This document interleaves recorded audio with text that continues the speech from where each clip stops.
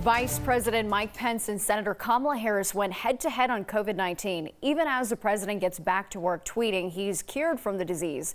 Wednesday night, we saw the first and only vice presidential debate, and there is a lot to unpack here. Lori Lizarraga is breaking it all down for us this morning. Lori, the debate had added safety precautions because of COVID-19, and that topic dominated from the get-go.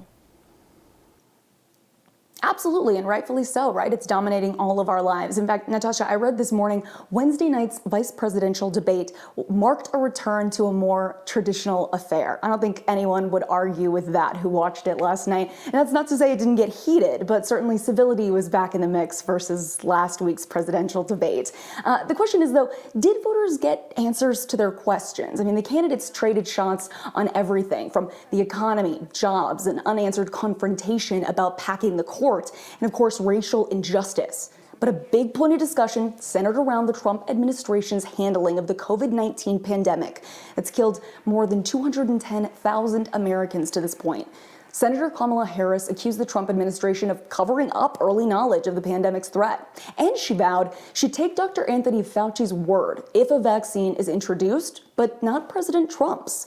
Well, Vice President Mike Pence defended the administration's efforts containing the pandemic and accused the Biden plan of no real improvement to the current task force, while swiping at Harris for what he called playing politics with COVID. They said if the president didn't take the unprecedented step of shutting down roughly half of the American economy, that we could lose 2.2 million Americans. Now, that's the reality. Thank you. They also said to us if we did everything right, Susan, we could still lose more than 200,000 Americans. They knew and they covered it up. The president said it was a hoax. They minimized the seriousness of it.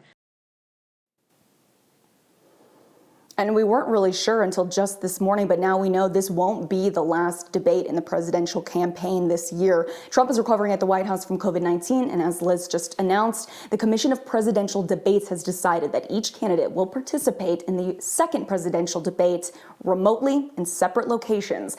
We're making history every single day, it feels like. We're going to have to see how this goes in 1 week. Lori, thank you so much.